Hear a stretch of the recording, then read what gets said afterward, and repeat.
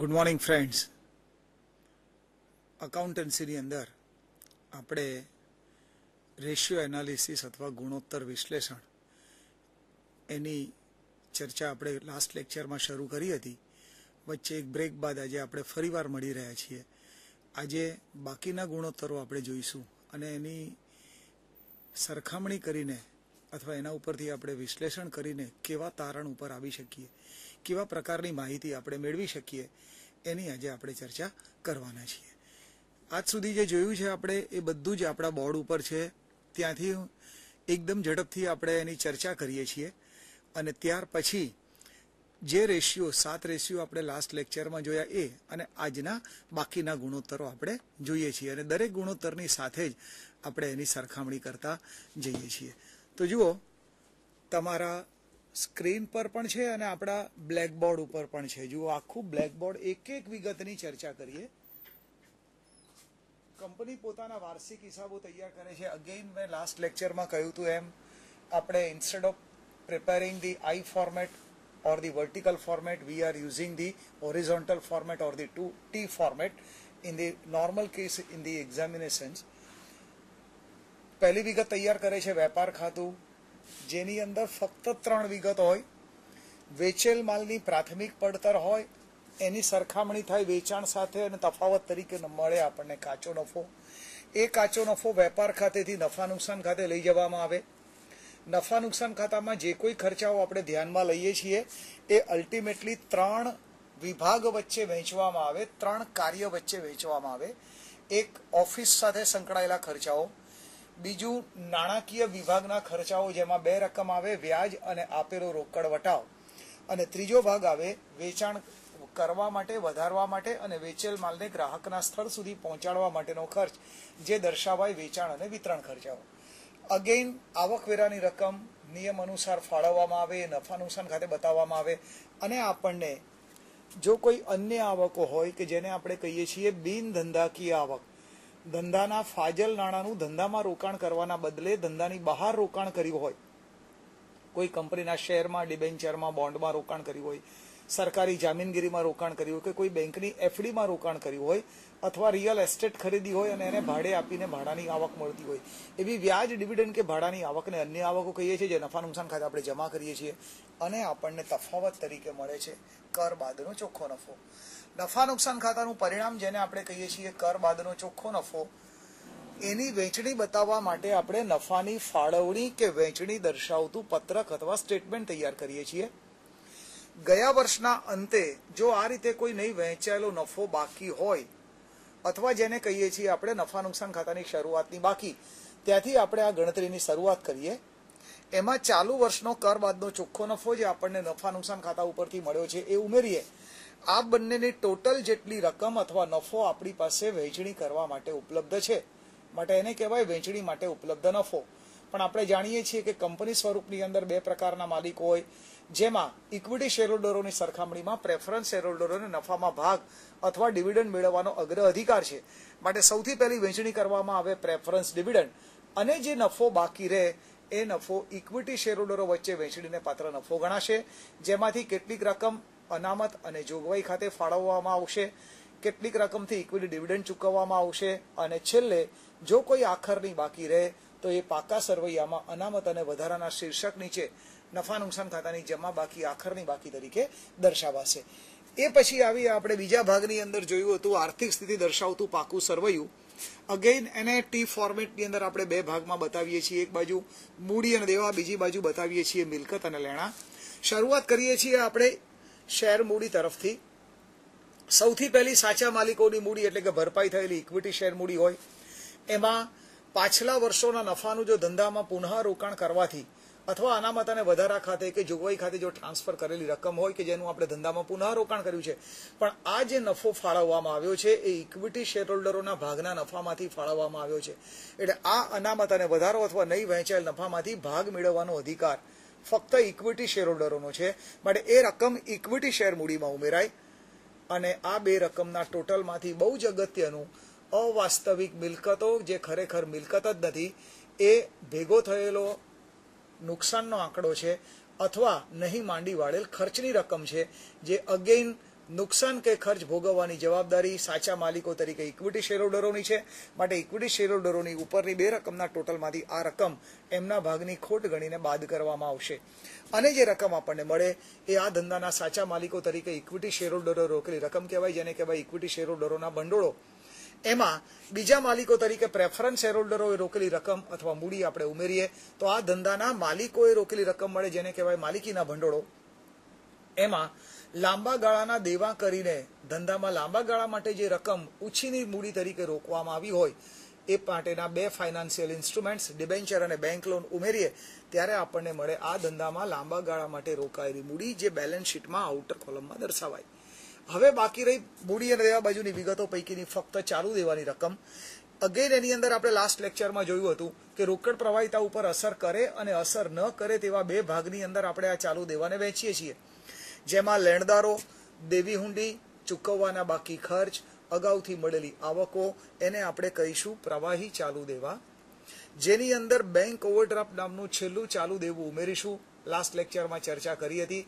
સામાન્ય રીતે બેંક કોઈ પણ ધંધાના ચાલુ ખાતાની અંદર જમા રકમ કરતાં વધુ રકમ ઉપાડવાની સગવડ આપે છે, જેને કહેવાય બેંક ઓવરડ્રાફ્ટ.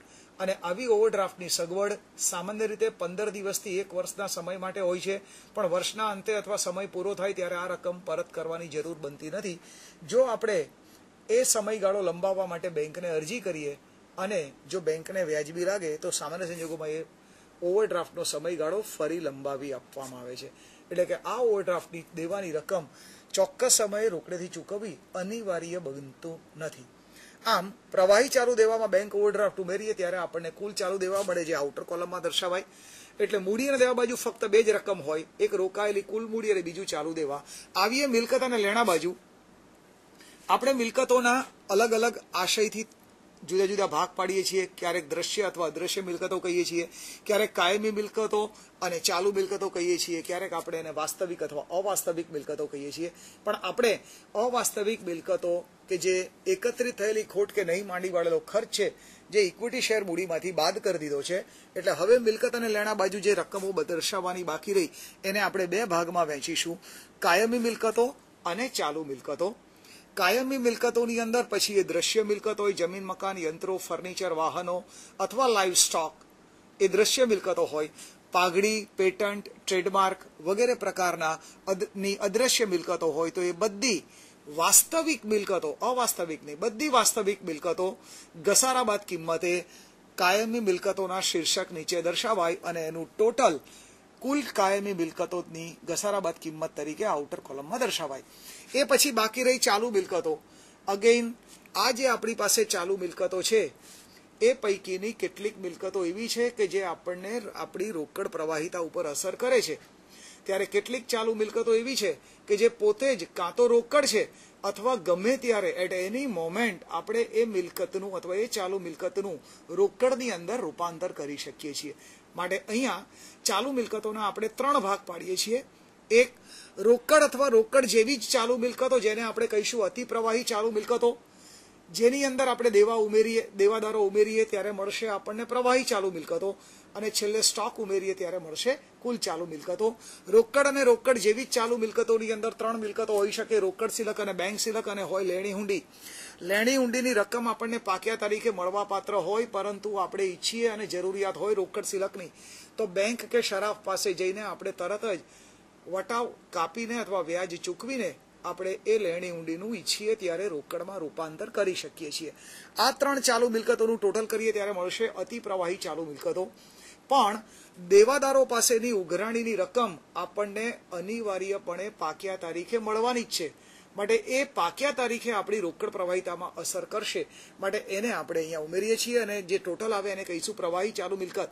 પણ અગેન સ્ટોક નામની છેલ્લી ચાલુ મિલકત જે છે, જે આપણે જ્યારે ઈચ્છીએ ત્યારે અને પૂરેપૂરી બજાર કિંમત ઉપજાવીને એનું આપણે રોકડમાં રૂપાંતર કરી શકતા નથી. માટે એને આપણે પ્રવાહી ચાલુ મિલકતોમાં ગણી શકતા નથી, અને માટે પ્રવાહી ચાલુ મિલકતમાં છેલ્લી મિલકત તરીકે સ્ટોક ઉમેરીએ ત્યારે આપણને કુલ ચાલુ મિલકતો મળે અને એ આઉટર કોલમમાં દર્શાવાય.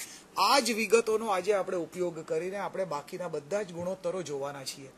અગેન લાસ્ટ લેક્ચરની અંદર આપણે જે ગુણોત્તરો જોયા એ આપના સ્ક્રીન પર છે. જુઓ, આપના સ્ક્રીન પર આપણે લાસ્ટ લેક્ચરની અંદર જે ગુણોત્તરો જોયા એ પૈકીનો સૌથી પહેલો ગુણોત્તર વેપાર ખાતા ઉપરથી જોયો હતો કે વેચાણના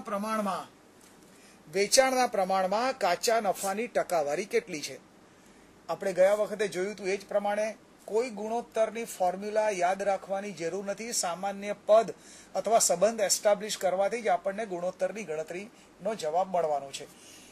આટલા રૂપિયાના વેચાણે આટલા રૂપિયા કાચો નફો થતો હોય તો 100 રૂપિયા પર 100 રૂપિયાનું વેચાણ હોય તો કાચા નફાની ટકાવારી કેટલી. જેમ કાચા નફાની ટકાવારી વધારે એમ ધંધાની નફાકારકતા વધારે, આવું એનું અર્થઘટન થઈ શકે. એ પછી આપણે આવ્યા હતા નફા નુકસાન ખાતાની વિગત ઉપર. નફા નુકસાન ખાતાના પરિણામ તરીકે મળે છે આપણને કર બાદનો ચોખ્ખો નફો. તો જેમ વેચાણ ઉપર કાચા નફાની ટકાવારી શોધી એમ વેચાણ ઉપર ચોખ્ખા નફાની ટકાવારી પણ શોધી શકાય, જેને કહેવાય ચોખ્ખા નફાનો ગુણોત્તર. અગેન પદ મૂકીને ગણતરી થાય. આટલા રૂપિયાના વેચાણ ઉપર આટલા રૂપિયા કર બાદનો ચોખ્ખો નફો, તો 100 રૂપિયાના વેચાણ પર કર બાદના ચોખ્ખા નફાની ટકાવારી કેટલી. એના આધારે સૂત્ર બને કર બાદનો ચોખ્ખો નફો ભાગ્યા વેચાણ ગુણ્યા 100. એ જ રીતે આપણે નફા નુકસાન ખાતાની અંદર બીજા 3 ખર્ચાઓ દર્શાવ્યા છે. ઓફિસ ખર્ચ, નાણાકીય ખર્ચ અને વેચાણ વિતરણ ખર્ચ. આ ત્રણેય ખર્ચ વેચાણના કેટલા ટકા છે એ જાણવા માટે બીજા 3 ગુણોત્તર શોધી શકાય. ઓફિસ ખર્ચનો ગુણોત્તર ઓફિસ ખર્ચ ભાગ્યા વેચાણ ગુણ્યા 100, નાણાકીય ખર્ચનો ગુણોત્તર નાણાકીય ખર્ચાઓ ભાગ્યા વેચાણ ગુણ્યા 100, વેચાણ વિતરણ ખર્ચનો ગુણોત્તર વેચાણ વિતરણ ખર્ચાઓ ભાગ્યા વેચાણ ગુણ્યા 100. આમ અલગ 3 ખર્ચના પણ વેચાણ પર ટકાવારી અથવા એનો રેશિયો શું છે એ શોધી શકાય.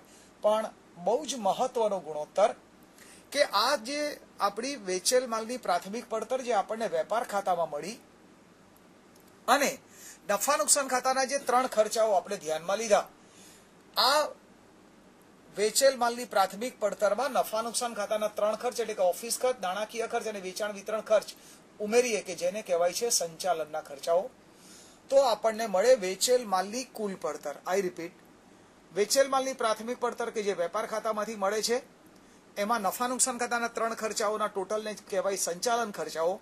એ ઉમેરીએ તો આપણને વેચેલ માલની કુલ પડતર મળે અને વેચેલ માલની કુલ પડતર ઉપર સંચાલકોનો અંકુશ કેટલો છે એ જાણવા માટે આપણે એક વધારાનો ગુણોત્તર શોધીશું જેને કહેવાય સંચાલન ગુણોત્તર. આઈ રિપીટ, આ સંચાલન ખર્ચનો ગુણોત્તર નથી, આ સંચાલકોની કાર્યક્ષમતા માપવાનો ગુણોત્તર છે જેને વેચેલ માલની કુલ પડતરના આધારે શોધવામાં આવે છે.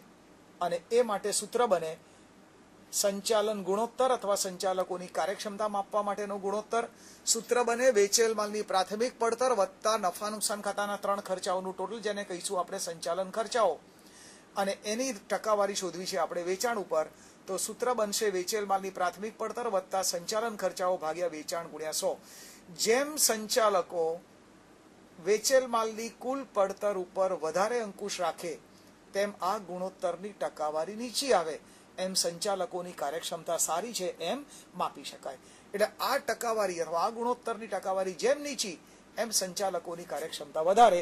જેમ આ ટકાવારી વધારે અથવા કુલ પડતર વેચાણના પ્રમાણમાં વધતી જાય તેમ સંચાલકોની ખર્ચ પરના નિયંત્રણની કાર્યક્ષમતા નબળી છે એવું સાબિત થશે અથવા એવી આપણે ગણતરી કરી શકીએ, એનાલિસિસ કરી શકીએ. એ પછી જોઈએ ફરી વખત તમારા સ્ક્રીન ઉપર કાચા નફાનો ગુણોત્તર, ચોખ્ખા નફાનો ગુણોત્તર, સંચાલન ખર્ચ, ઓફિસ ખર્ચ અને નાણાકીય ખર્ચના ગુણોત્તર અથવા વેચાણ વિતરણ ખર્ચનો ગુણોત્તર, સાથે આપણે જોયું સંચાલન ગુણોત્તર જેની અંદર સંચાલકોની કાર્યક્ષમતા માપવાનો ગુણોત્તર. પણ સૌથી છેલ્લે એક મહત્વનો ગુણોત્તર છે, એ છે ઇક્વિટી શેર દીઠ કમાણી. સામાન્ય રીતે એવો સ્પષ્ટ ઉલ્લેખ કરવામાં આવતો નથી કે આ ઇક્વિટી શેર દીઠ કમાણીનો ગુણોત્તર છે, કારણ કે પ્રેફરન્સ શેરહોલ્ડરોનું વળતર તો અગાઉથી નક્કી થયેલું હોય છે, માટે એમના ડિવિડન્ડની કે એમની કમાણીની કોઈ ગણતરી ન હોય. ઉપરાંત પ્રેફરન્સ શેરહોલ્ડરોને અગાઉથી નક્કી કરેલા દરેક ડિવિડન્ડ ચૂકવવામાં આવે છે. વધારાના નફામાંથી એમને કોઈ લાભ મેળવવાનો સામાન્ય સંજોગોમાં અધિકાર હોતો નથી, સિવાય કે પાર્ટિસિપેટિંગ પ્રેફરન્સ શેર્સ હોય.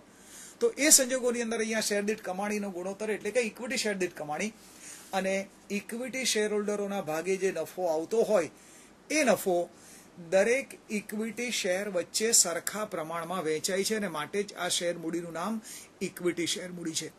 દરેક શેરહોલ્ડરને તેમણે ધારણ કરેલ શેરની સંખ્યાના પ્રમાણમાં સરખા પ્રમાણમાં નફામાં ભાગ લેવાનો અધિકાર છે. તો ઇક્વિટી શેર દીઠ કંપનીએ કમાણી કેટલી કરી એ જાણવા માટેનો ગુણોત્તર. અને આપણે બોર્ડ ઉપર જુઓ અહીંયા નફા નુકસાન ખાતાની અને એના વેચણીની વિગતો બતાવી છે. એમાં બહુ સ્પષ્ટ બતાવ્યું છે કે વેચણી માટે જે ઉપલબ્ધ નફો હોય એમાંથી સૌથી પહેલા પ્રેફરન્સ ડિવિડન્ડ બાદ કરીએ અને જે નફો બાકી રહે એને કહીએ છીએ ઇક્વિટી શેરહોલ્ડરો વચ્ચે વેચણીને પાત્ર નફો. આટલો નફો ઇક્વિટી શેરહોલ્ડરો વચ્ચે વેચણી કરવા માટે આપણી પાસે ઉપલબ્ધ છે. આ નફો ઇક્વિટી શેર્સ વચ્ચે એમની સંખ્યાના પ્રમાણમાં વહેંચાય એના આધારે આપણને દરેક શેર દીઠ કમાણી કેટલી જનરલી એને કહેવાય છે અર્નિંગ પર શેર અથવા ઈપીએસ તરીકે ઓળખવામાં આવે છે. તો ઇક્વિટી શેર દીઠ કમાણી અથવા ઈપીએસ અર્નિંગ પર શેર સૂત્ર બનશે ઇક્વિટી શેરહોલ્ડરો વચ્ચે વેચણીને પાત્ર નફો અથવા આ રકમ શોધીએ છીએ આપણે કર બાદના ચોખ્ખા નફામાંથી પ્રેફરન્સ ડિવિડન્ડ બાદ કરીને. તમને બેમાંથી જે અનુકૂળ આવે એ રીતે તમે ગણતરી કરી શકો. કર બાદનો ચોખ્ખો નફો ઓછા પ્રેફરન્સ ડિવિડન્ડ એટલે જ આપોઆપ મળે તમને ઇક્વિટી શેરહોલ્ડર વચ્ચે વેચણીને પાત્ર નફો. અને એને આપણે ઇક્વિટી શેરની સંખ્યા વડે ભાગીએ તો આપણને ઇક્વિટી શેર દીઠ કમાણી મળે. પણ ત્યાર પછીનો ગુણોત્તર જુઓ તમારા સ્ક્રીન પર, ખૂબ મહત્વનો. જે લોકો શેર બજારના ઇન્ડેક્સ સાથે જોડાયેલા છે, શેર બજારમાં ઇન્વેસ્ટમેન્ટ કરે છે, એમને આ ગુણોત્તરની બહુ જ જરૂરિયાત હોય છે. કારણ કે દરેક ઇક્વિટી શેરનો એક બજાર ભાવ હોય છે અને એ બજાર ભાવ સામાન્ય રીતે દરેક ઇક્વિટી શેર દીઠ કંપનીની કમાણી કેટલી છે એના આધારે નક્કી થતો હોય છે. એટલે માનો કે એક ટુ વ્હીલર કંપની છે અથવા એક ઓટો કંપની છે, એક જ પ્રકારની પ્રોડક્ટમાં જોડાયેલી કંપની હોય તો એનો આ ગુણોત્તર અથવા આ રેશિયો લગભગ એક સરખો હોવો જોઈએ. એટલે માનો કે એક કંપનીની ઇક્વિટી શેર દીઠ કમાણી 5 રૂપિયા છે પણ એનો બજાર ભાવ 50 રૂપિયા છે. એનો અર્થ એ કે શેર દીઠ કમાણી કરતા ભાવ 10 ગણો છે. તો બીજી કંપનીની જો ઇક્વિટી શેર દીઠ કમાણી 7 રૂપિયા હોય તો આ જ રેશિયો ત્યાં લાગુ પડે અને એનો બજાર ભાવ 10 ગણો હોવો જોઈએ, એટલે કે 70 હોવો જોઈએ. હવે જો 70 કરતા ઓછો છે તો ટૂંક સમયમાં એ વધીને 70 થશે. તો આપણે નિર્ણય લઈ શકીએ કે આ કંપનીના શેરમાં આપણે રોકાણ કરવું જોઈએ. અથવા માનો કે 70 કરતા વધારે છે તો એ ટૂંક સમયમાં એ બજાર ભાવ ઘટીને 70 ને મેનેજ કરશે. તો આપણી પાસે જો એ શેર હોય તો એને વેચવાનો નિર્ણય લેવો જોઈએ. આવા નિર્ણયો લેવા માટે શેર બજારને સંલગ્ન ખરીદી અને વેચાણના કે હોલ્ડના નિર્ણયો લેવા માટે આ ગુણોત્તર મહત્વનો છે. ઇક્વિટી શેર દીઠ કમાણીના પ્રમાણમાં એનો બજાર ભાવ કેટલા ગણો છે એ જાણવા માટેનો આ ગુણોત્તર છે, જેને કહેવાય કિંમત કમાણી ગુણોત્તર, પ્રાઇસ અર્નિંગ રેશિયો. અને જેનું સૂત્ર બહુ સરળ, આપને તરત જ ખ્યાલ આવી ગયો કે શેર દીઠ કમાણી કરતા બજાર ભાવ કેટલા ગણો છે. સામાન્ય રીતે મોટી રકમ હોય અને આપણા અંશમાં લેવા માટે આપણે ટેવાયેલા છીએ અને માટે જ એના આધારે જ આ ગુણોત્તર બનેલો છે. ઇક્વિટી શેરનો એટલે એક ઇક્વિટી શેરનો બજાર ભાવ પ્રિવેલિંગ માર્કેટ પ્રાઇસ ભાગ્યા ઇક્વિટી શેર દીઠ કમાણી, જે આપણે આગળના ગુણોત્તરમાં શોધવાનું શીખ્યા, એના આધારે મળે કે શેર દીઠ કમાણી કરતા એનો બજાર ભાવ કેટલા ગણો છે. કેવી રીતે એનું એનાલિસિસ કરવું એ આપણે ચર્ચામાં જોઈ લીધું. એ પછી જે તમારા સ્ક્રીન ઉપર બીજા બે ગુણોત્તરો છે, એક ગુણોત્તર છે શેર હોલ્ડરોના ભંડોળો પર વળતરનો દર. શેર હોલ્ડરોના ભંડોળો, જેની અંદર આપણે પાકું સર્વાયું બનાવ્યું ત્યારે જોયું કે ઇક્વિટી શેર મૂડીમાં અનામતોને વધારો ઉમેરીએ અને એમાંથી અવાસ્તવિક મિલકતો બાદ કરીએ ત્યારે ઇક્વિટી શેર હોલ્ડરોના ભંડોળો મળે. એમાં પ્રેફરન્સ શેર મૂડી ઉમેરીએ ત્યારે આપણને માલિકીના ભંડોળો મળે. એનો અર્થ એ કે અહીંયા શેર હોલ્ડરોના ભંડોળો એટલે માલિકીના ભંડોળો અને એમના ભાગે આવતો નફો એટલે કર બાદનો ચોખ્ખો નફો. તો આપણે અહીંયા જ્યારે ગણતરી કરવી છે તો એ ટકાવારીમાં ગણતરી કરવી છે, વળતરનો દર શોધવો છે ટકાવારીની અંદર. તો બહુ સરળતાથી પદ મૂકીને પણ આપણે આ ફોર્મ્યુલા તૈયાર કરી શકીએ. આટલા રૂપિયાના કુલ શેર ભંડોળો પર અથવા શેર હોલ્ડરોના કે માલિકીના ભંડોળો પર આટલા રૂપિયાનો નફો, કર બાદનો નફો વહેંચવા માટે અવેલેબલ છે. તો 100 રૂપિયાના ભંડોળો પર વળતરનો દર કેટલો? આ જ વિગત જુઓ, હું બોર્ડ ઉપર રિલેટ કરીને બતાવું તમને. અહીંયા આપણે શોધીએ છીએ બોર્ડ ઉપર માલિકીના ભંડોળો. આ રોકાયેલી માલિકોની મૂડી છે, એમના ભાગે આવતો નફો એને કહેવાય ચાલુ વર્ષનો કર બાદનો ચોખ્ખો નફો, જેને આપણે કહીએ છીએ વેચણી માટે ઉપલબ્ધ નફો, માલિકો વચ્ચે વેચણીને પાત્ર નફો. આટલા રૂપિયાની માલિકીની ભંડોળની રકમ પર આપણે વધુમાં વધુ આટલો નફો વેચવા માટે ઉપલબ્ધ મેળવી શક્યા છીએ. તો 100 રૂપિયાની રોકાયેલી મૂડી ઉપર આપણે વધુમાં વધુ કેટલો નફો વહેંચી શકીએ. તો આ બનશે આપણો આજનો બીજો ગુણોત્તર, જેને કહીશું આપણે શેર હોલ્ડરોના ભંડોળ ઉપર વળતરનો દર.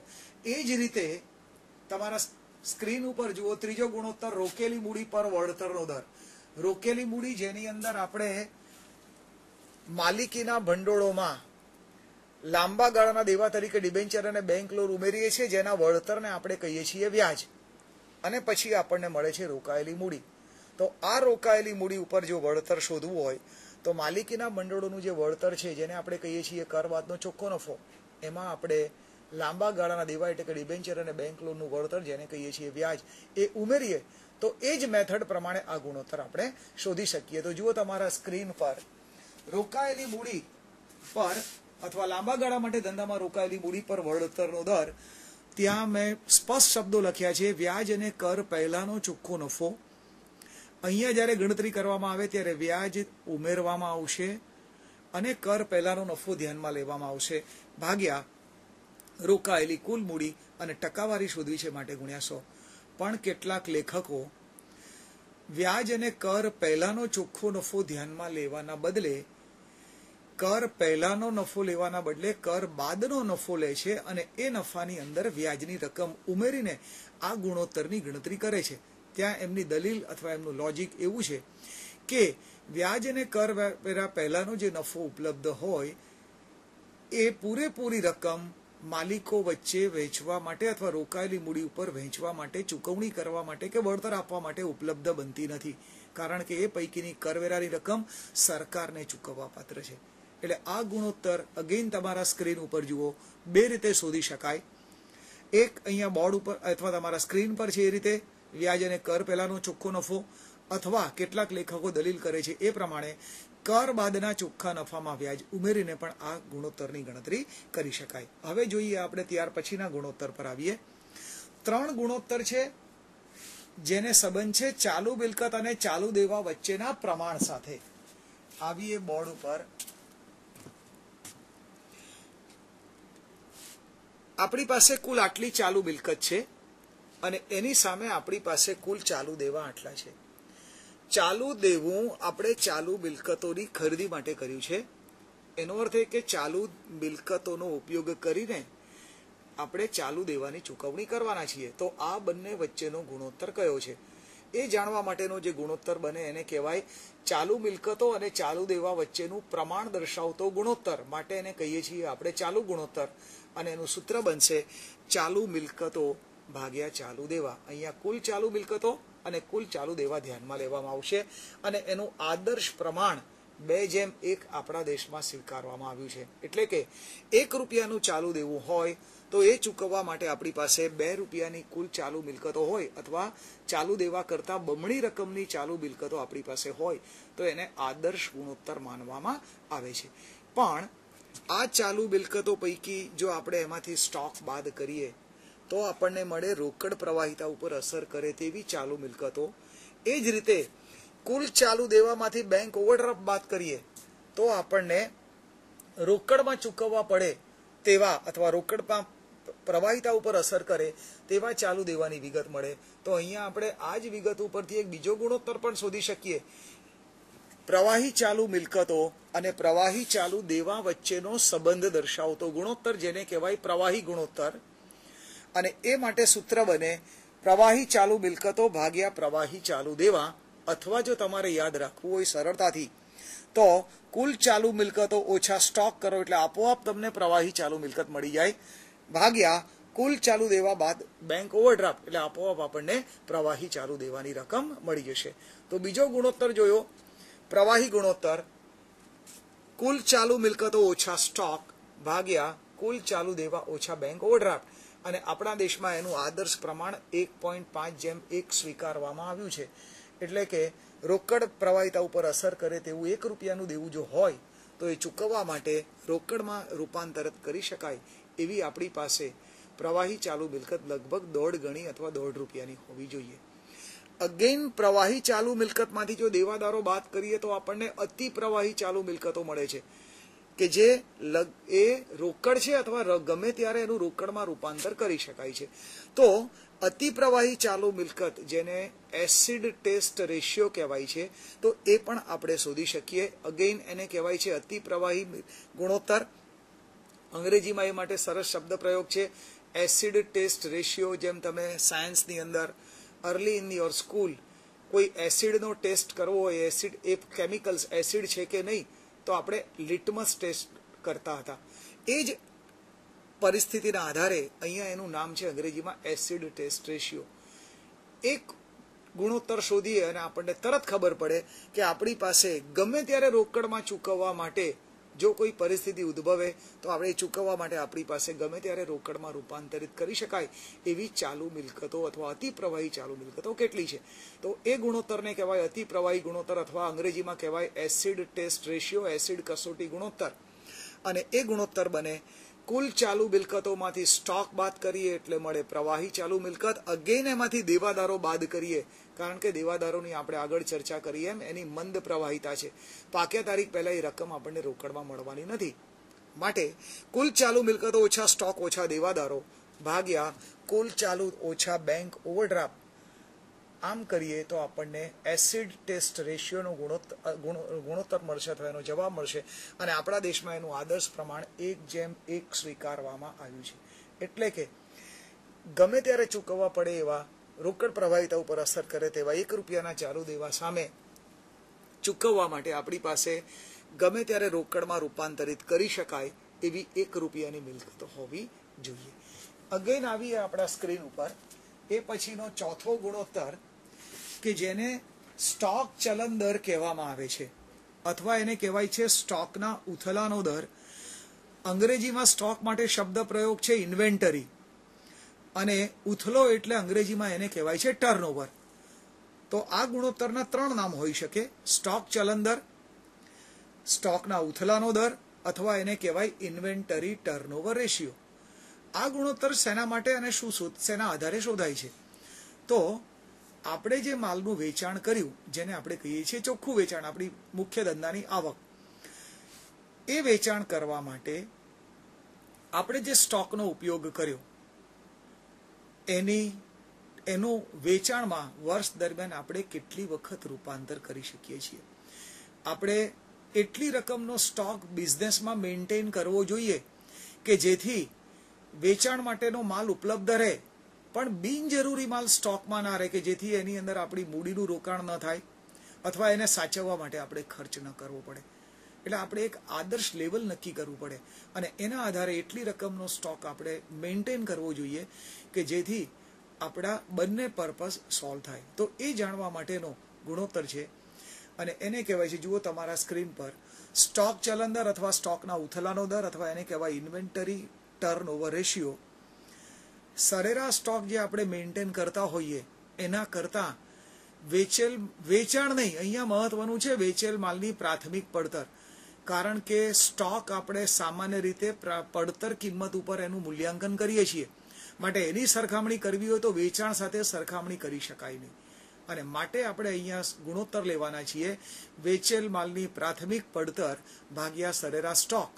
વર્ષ દરમિયાન આપણે જે સરેરાશ સ્ટોક મેન્ટેન કર્યો છે એનું વેચાણ માટે પ્રાથમિક પડતર જે આપણી છે વેચેલ માલની, એમાં કેટલી વખત આપણે એનું રૂપાંતર કર્યું. જેમ વધુ વખત આપણે સ્ટોકનું વેચાણમાં રૂપાંતર કરી શકીએ એમ વધારે વખત આપણને નફો મળે, તો આપોઆપ આપણી નફાકારકતા ઊંચી હોય. જો આપણે ઓછી વખત એનું સ્ટોકનું વેચાણમાં રૂપાંતર કરી શકીએ તો આપણને ઓછી વખત નફો મળે, તો આપણા ધંધાની નફાકારકતા ઓછી હોય. કહેવાનું તાત્પર્ય એ કે આ ગુણોત્તર આપણી નફાકારકતા કેટલી છે, આપણી પ્રોડક્ટ કેટલા ઓછા સમયમાં આપણે એને માર્કેટમાં વેચી શકીએ છીએ, આપણી પ્રોડક્ટ કેટલી લોકપ્રિય છે, એ વિગત આપણને આ ગુણોત્તર ઉપરથી મળે છે. તો આ ગુણોત્તરનું નામ છે સ્ટોકના ઉથલાનો દર કે સ્ટોક ચલન દર. વેચેલ માલની પ્રાથમિક પડતર, આઈ રિપીટ, વેચાણ નહીં, વેચેલ માલની પ્રાથમિક પડતર કે જે આપણને વેપાર ખાતા ઉપરથી મળે છે, ભાગ્યા સરેરાશ સ્ટોક. પણ તમને એક પ્રશ્ન થાય કે સરેરાશ સ્ટોક કેવી રીતે શોધવાનો? તો સરેરાશ સ્ટોક એટલે વર્ષ દરમિયાન આપણે જે મેન્ટેન કરતા હોઈએ તે સ્ટોકની એવરેજ, અને એ શોધવું બહુ જ સહેલું. શરૂઆતનો સ્ટોક વત્તા આખરનો સ્ટોક, આ બેની સાદી સરેરાશ અને માટે ભાગ્યા 2. ફરીવાર આ ગુણોત્તર બહુ જ મહત્વનો છે. સ્ટોક ચલન દર, નફાકારકતા આપણને જાણી શકાય છે. આપણી પ્રોડક્ટ કેટલી લોકપ્રિય છે એ પણ આના ગુણોત્તર ઉપરથી જાણી શકાય છે. એનું સૂત્ર છે વેચેલ માલની પ્રાથમિક પડતર ભાગ્યા સરેરાશ સ્ટોક. જેમ ઝડપથી અથવા વધુ વખત ઉથલો થાય તેમ આપણી નફાકારકતા સારી, અને સરેરાશ સ્ટોક શોધવા માટે સૂત્ર બનશે શરૂઆતનો સ્ટોક વત્તા આખરનો સ્ટોક ભાગ્યા 2. એ પછીનો ગુણોત્તર જુઓ તમારા સ્ક્રીન પર. જેમ આપણે જોયું કે સ્ટોકનું કેટલી વખત રૂપાંતર થાય છે, એ જ રીતે આપણે દેવાદાર ચલન દર અથવા દેવાદાર ગુણોત્તર, બે ગુણોત્તર જુદા છે. સેમ વે લેણદાર ગુણોત્તર અથવા લેણદાર ચલન દર પણ આપણે શોધી શકીએ.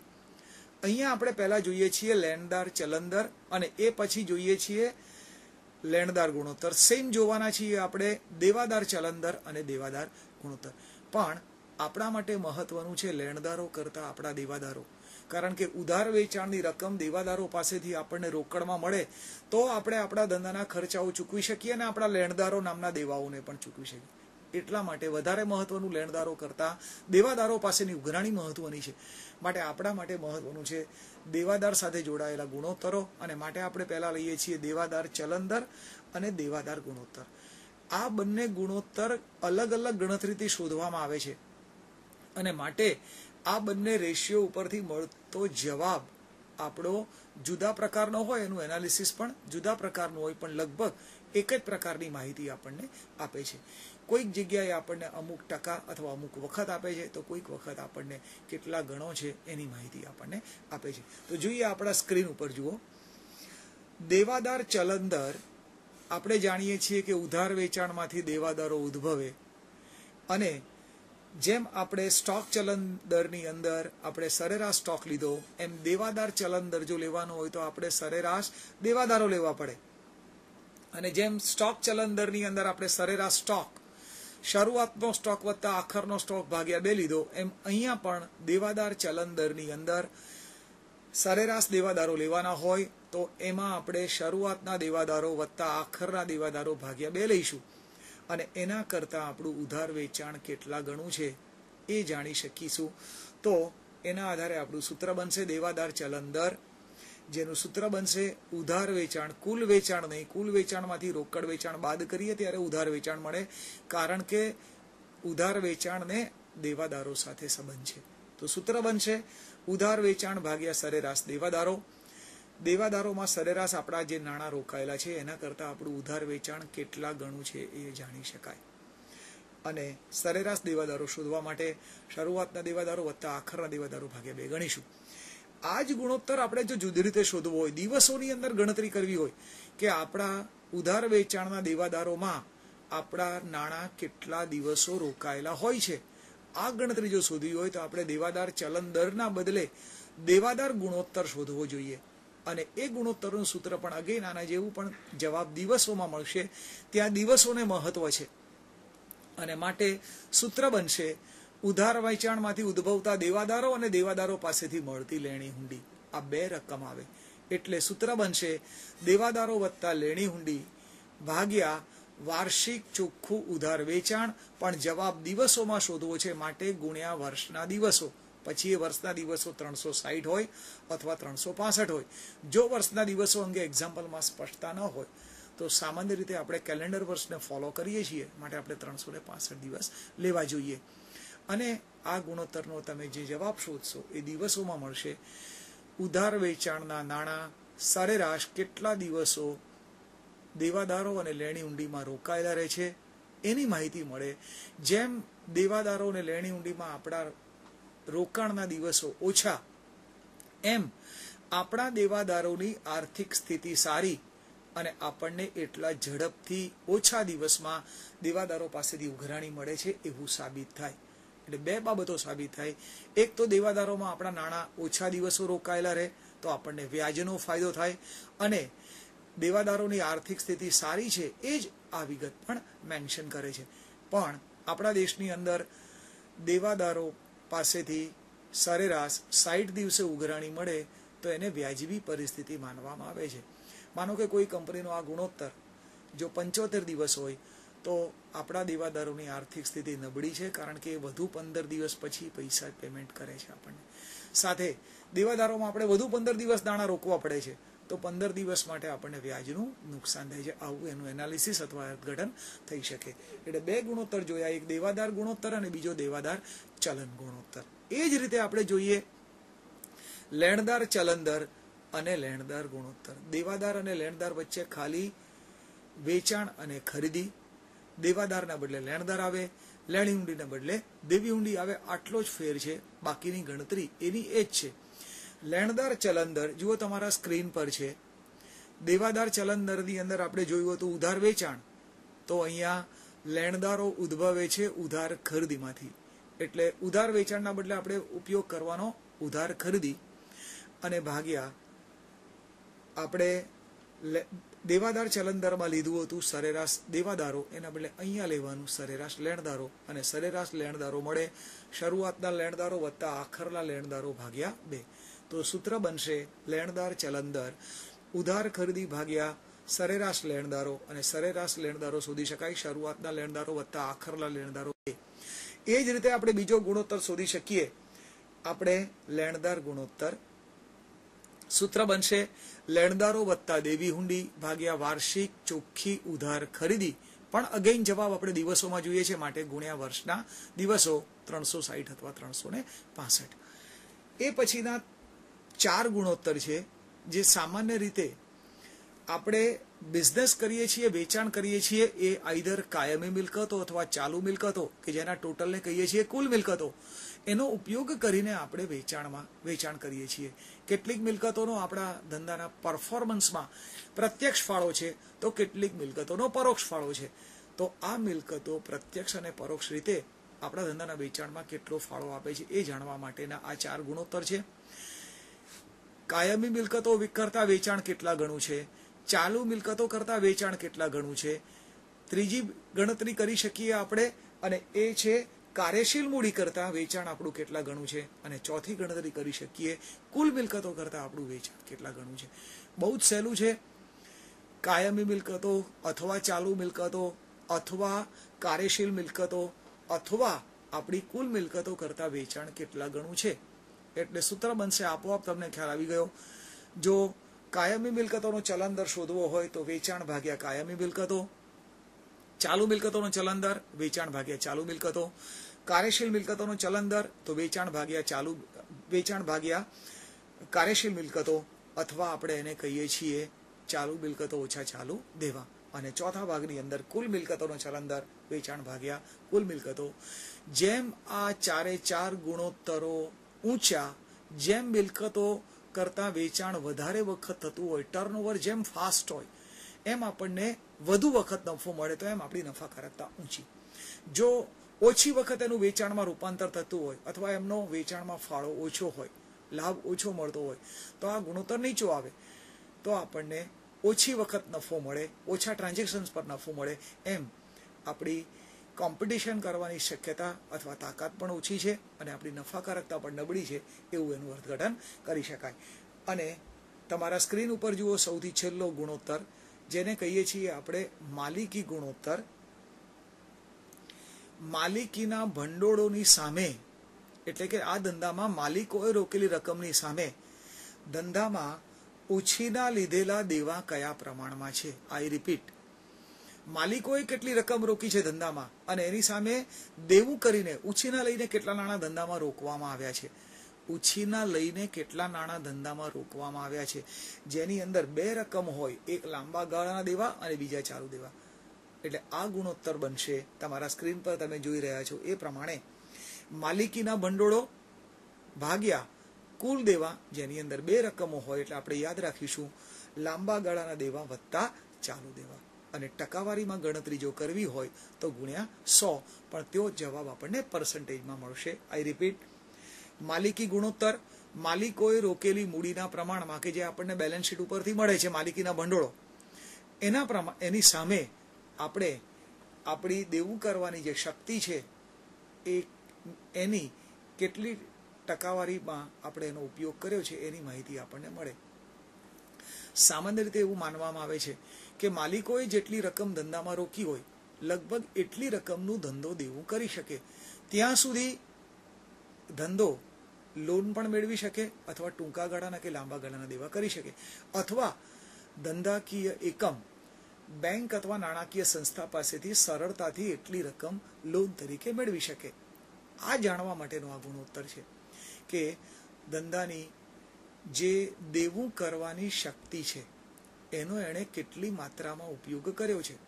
માનો કે માલિકીના ભંડોળો 100 રૂપિયાના હોય અને એની સામે લાંબા ગાળાના વત્તા ચાલુ દેવા 60 રૂપિયાના હોય, એનો અર્થ એ કે ધંધાએ હજુ દેવું કરવાની શક્તિનો 60% શક્તિનો ઉપયોગ કર્યો છે. એટલે હજુ જો ધંધાનો વિકાસ કરવો હોય અથવા કોઈ ક્રાઇસિસ આવે અને દેવું ચૂકવવા માટે લોન લેવાની જરૂર પડે તો ધંધો વધુ 40% જેટલી લોન કોઈ પણ હિચકિચાટ વગર નાણાકીય સંસ્થાઓ પાસેથી મેળવવાની સ્થિતિમાં છે. તો ધંધાની આર્થિક સ્થિતિ મજબૂત છે એમ કહી શકાય. એટલે આ ગુણોત્તર ઉપરથી આપણે એ જાણી શકીએ. પણ અગેન આપણે જાણીએ છીએ કે લાંબા ગાળાના દેવા અને ટૂંકા ગાળાના દેવા પ્રાપ્ત કરીને અથવા આ રીતે પ્રાપ્ત કરીને જે રકમ મેળવીએ છીએ એનું આપણે મિલકતોની અંદર રોકાણ કરીએ છીએ. એટલે કેટલાક લેખકો તમારા સ્ક્રીન ઉપર આ જ ગુણોત્તર બીજી રીતે કેવી રીતે શોધી શકાય એ પણ જુઓ, નીચે બતાવ્યું છે. અને આ ગુણોત્તર બીજી રીતે શોધવો હોય તો માલિકીના ભંડોળો ભાગ્યા લાંબા ગાળાના દેવા વત્તા ચાલુ દેવાના બદલે કાયમી મિલકતો વત્તા ચાલુ દેવાના આધારે પણ શોધી શકાય. હવે આવીએ ફરીથી આગળના ગુણોત્તર પર તમારા સ્ક્રીન પર. એ પછીનો આપણે 5 ગુણોત્તર તમારા સ્ક્રીન પર છે અને આ 5 ગુણોત્તર મહત્વના. એ પૈકીનો પહેલો ગુણોત્તર છે દેવા ઇક્વિટી ગુણોત્તર. આ ગુણોત્તર રિઝર્વ બેંક ઓફ ઇન્ડિયાના નિયમ પ્રમાણે આપણે ગણવો એવું આપણા અભ્યાસક્રમમાં એનું સ્પષ્ટતા કરેલી છે. એટલે અહીંયા જે ચર્ચા કરીએ છીએ એ આપણે આરબીઆઈના રૂલ્સ પ્રમાણે ગણતરી કરીશું. દેવા એટલે આરબીઆઈ એમ કહે છે કે દેવા એટલે ફક્ત લાંબા ગાળાના દેવા લેવાના. એટલે આપણે અહીંયા ચાલુ દેવા ધ્યાનમાં લેવાના નથી. અને દેવા સાથે ઇક્વિટી એટલે ખાલી ઇક્વિટી શેર મૂડી નહીં અથવા ઇક્વિટી શેરહોલ્ડર રોકેલી રકમ નહીં, પણ આરબીઆઈ એમ કહે છે કે ઇક્વિટી એટલે માલિકીએ રોકેલી રકમ અથવા માલિકોએ રોકેલી રકમ, માલિકીના ભંડોળો. આ બંને વચ્ચેનું પ્રમાણ કયું છે બહુ જ સ્પષ્ટ બની ગયું. આરબીઆઈના નિયમ પ્રમાણે દેવા અને ઇક્વિટી વચ્ચેનો સંબંધ કયો છે, પ્રમાણ કયું છે એ જાણવા માટેનો આ ગુણોત્તર દેવા ઇક્વિટી ગુણોત્તર. દેવા એટલે ફક્ત લાંબા ગાળાના દેવા, એની સામે માલિકોએ રોકેલી રકમ કેટલી છે જેને આપણે કહીએ છીએ માલિકીના ભંડોળો. એટલે આરબીઆઈના નોર્મ્સ પ્રમાણે દેવા ઇક્વિટી ગુણોત્તરનું સૂત્ર બનશે લાંબા ગાળાના દેવા ભાગ્યા માલિકીના ભંડોળો. અગેન આગળ જે ગુણોત્તર જોયો માલિકીના ભંડોળો એનાથી રિવર્સ કેલ્ક્યુલેશન છે. આપણે આપણી દેવું કરવાની શક્તિનો કેટલા ટકા ઉપયોગ કર્યો છે અથવા કઈ માત્રામાં હજુ આપણે ઉપયોગ કરવાની આપણી આર્થિક સમૃદ્ધિ છે એ આપણે આ સ્થિતિ ઉપરથી અથવા ગુણોત્તર ઉપરથી જાણી શકીએ છીએ. એ પછીનો ગુણોત્તર છે મૂડી ગિયરિંગ ગુણોત્તર. વારંવાર પરીક્ષાની અંદર આ ગુણોત્તર પૂછાય છે કારણ કે આપણે બધા જ જાણીએ છીએ કે ઇક્વિટી શેરહોલ્ડરો જે ધંધામાં નાણાં રોકે છે, શેર મૂડી રોકે છે, એમનું વળતર અનિશ્ચિત છે. સામે પ્રેફરન્સ શેરહોલ્ડરો જે રકમ રોકે છે એનું વળતર નિશ્ચિત છે, પ્રેફરન્સ ડિવિડન્ડ. અને જે નાણાં લાંબા ગાળા માટે ઉછીના લેવામાં આવે છે, ડિબેન્ચર કે બેંક લોન, એના પરનું વળતર વ્યાજ એ પણ નિશ્ચિત છે. તો અહીંયા એ જાણવાનો પ્રયત્ન કરવામાં આવે છે કે લાંબા ગાળા માટે જે રકમ મેળવવામાં આવી છે જેને આપણે કહીએ છીએ રોકાયેલી કુલ મૂડી, એ પૈકીની પ્રેફરન્સ શેર મૂડી અને લાંબા ગાળાના દેવા જેના ઉપર આપણે નિશ્ચિત દરે વળતર આપવું પડે છે અને એની સામે નિશ્ચિત દરે વળતર આપવું ન પડે એવી મૂડી એટલે કે ઇક્વિટી શેરહોલ્ડરોની મૂડી કેટલી છે. તો આ ગુણોત્તરનું સૂત્ર બનશે મૂડી ગિયરિંગ ગુણોત્તર. પ્રેફરન્સ શેર મૂડી વત્તા લાંબા ગાળાના દેવા જેમાં 2 ફાઇનાન્શિયલ ઇન્સ્ટ્રુમેન્ટ આવે, ડિબેન્ચર અને બેંક લોન.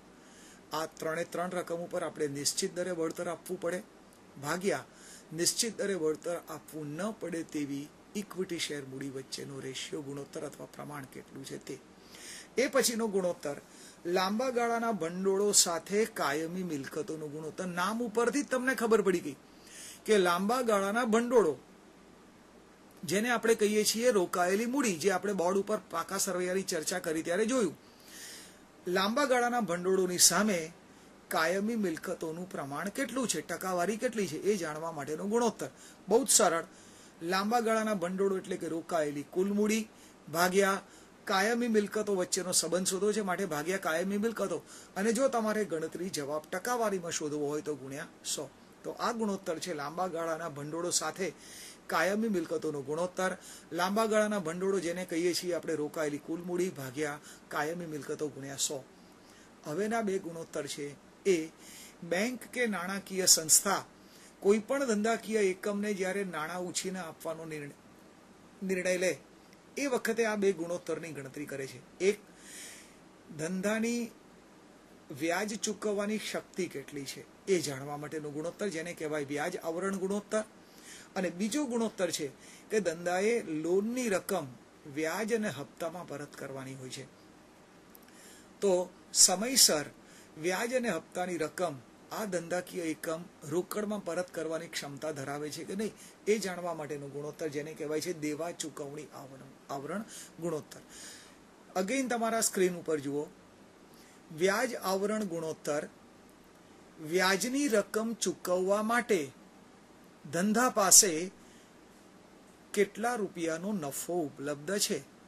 અગેન વ્યાજની રકમ ચૂકવવા માટે, અને માટે સૂત્ર બનશે વ્યાજ અને કરવેરા પહેલાનો નફો ભાગ્યા વ્યાજ.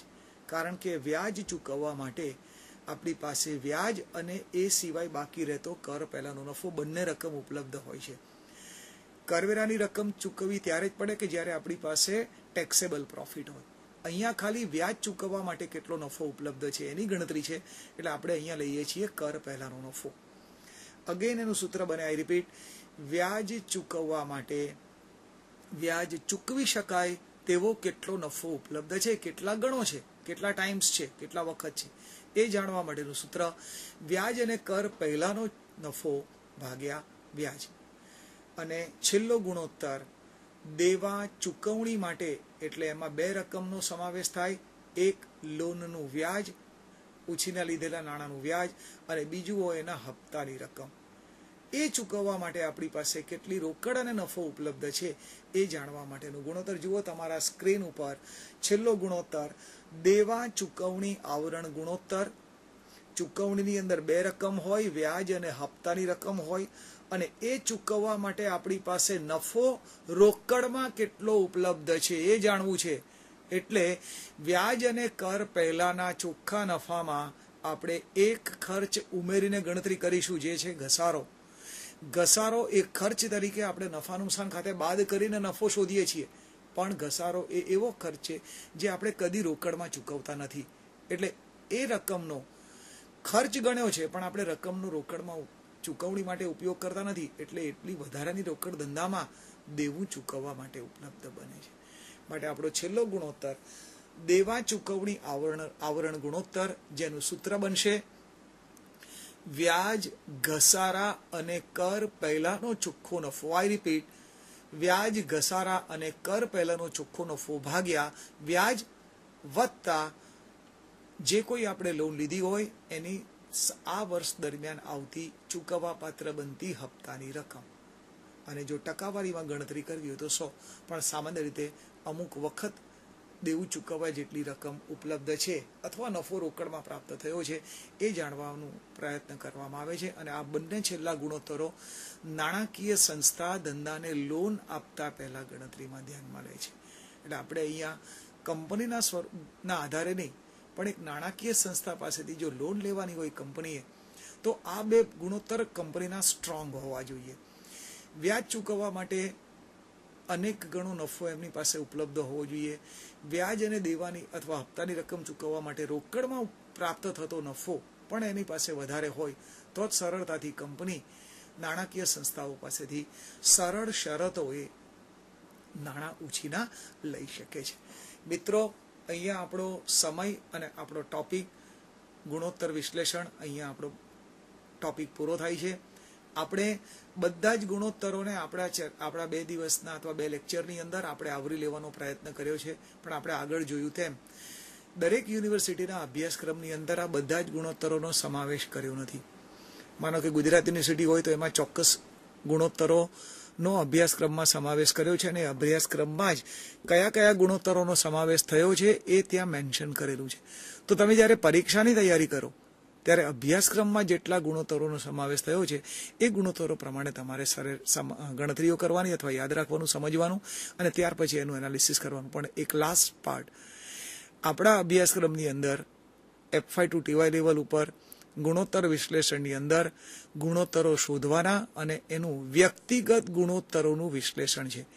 માનો કે ચોખ્ખા નફાનો ગુણોત્તર હોય તો એક જ ગુણોત્તરનું વિશ્લેષણ કરવાનું છે. એક કરતાં વધારે ગુણોત્તરને એકબીજા સાથે જોડીને એના આધારે સરખામણી કરવાની આપણા અભ્યાસક્રમમાં નથી. માટે મેં મારા લેક્ચરમાં એ પાર્ટને ચર્ચામાં એવોઇડ કર્યો છે.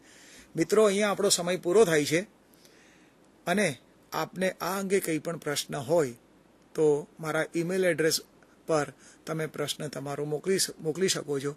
તમને સમયસરનો જવાબ આપવામાં આવશે. મારું ઈમેલ એડ્રેસ છે gandhimanesh GANDHIMANESH@yahoo.com.